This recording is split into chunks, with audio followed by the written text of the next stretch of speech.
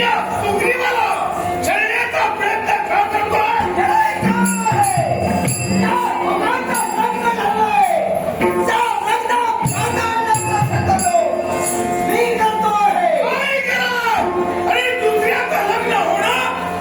शुभ कार्य आहे.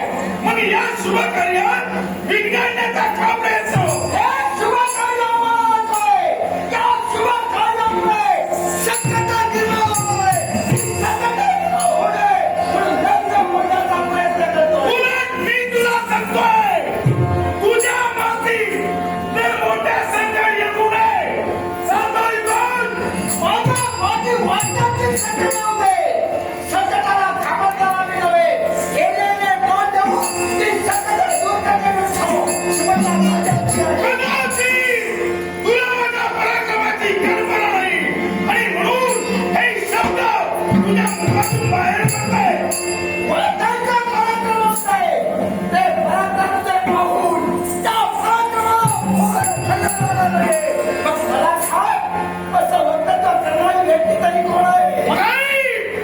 अंजनी सूत केसरी नंदन वायुपुत्र हनुमान. मुखांतर शब्द मुखांतर ठेव. काय म्हणा? काय म्हणा? अंजनी सूत केसरी नंदन वायुपुत्र हनुमान. अंजनी पुत्र सिंह, केसरी पुत्र सिंह. वायुपुत्र तो कसा बोल? अरे प्रत्येकाचा एकच नाव असतो. तू दोन दोन नाव पुकारतो आहे. मला सांग, वायुपुत्र तो कसा? शंका बरोबर आहे तुझी. कारण केसरी हे माझे पिताजी, मग मी वायुपुत्र कथा. आपलं नाव? माझं नाव कुंभस आहे. हे कुमार, माझी जीवनगाथा झाली आहे आणि ती शंका जर मी दूर करायला हवी. राहील अयोध्येचे राज करताय राजा दशरथ याला संतान नव्हतं आणि म्हणून त्यांचे कुलगुरू वशिष्ठ महामुनी यांच्या आज्ञेनं त्यांनी पुत्र कामाची यज्ञ आरंभला आणि त्या यज्ञात ज्यावेळी अग्नीने प्रगट झाले आणि प्रसाद म्हणून पायास त्यांना दिलं. त्यांच्या तीन राण्या कौशल्या, सुमित्रा आणि कैकेयी तीन समान भाग केले आणि तीन भाग्याला दिले.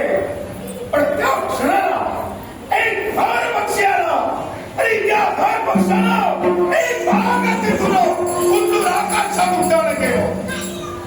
आकाश मार्गानं तो भार पक्षी जात असताना त्यावेळी माझी माता म्हणजे अंजनी ही सुमेरू पर्वतावर महादेवाची भक्ती करत होती.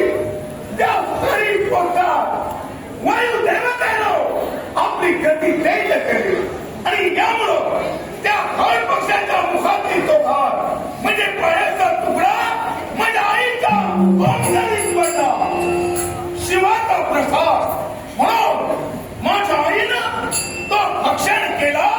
हे एक कारण आणि त्याच काळामध्ये हरी आणि हर, शिवशंकर आणि वैकुंठीचे नारायण हे विश्वविचार करत असताना महादेवानं सागर मंथनाच्या वेळी वैकुंठीच्या नारायणानं ते मोहिनी रूप घेतलं. त्याची आठवण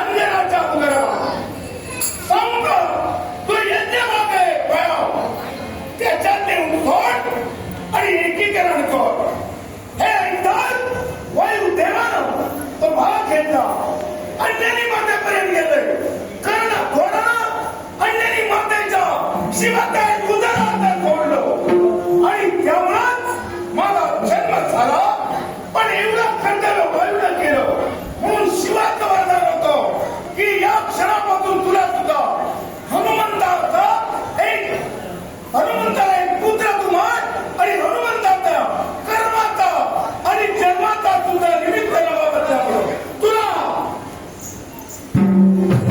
वायू देवताई सारा विश्व हनुमंताचा पिता म्हणून ओळखते आणि हनुमंताला वायूनंदा पवना पुत्र म्हणून ओळखते.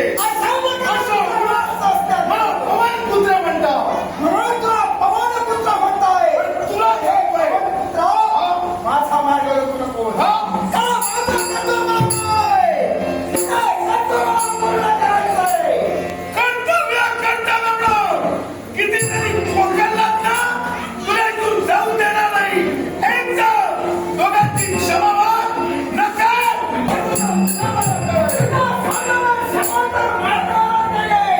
पण हल्ला प्रत्येकाला खेळायला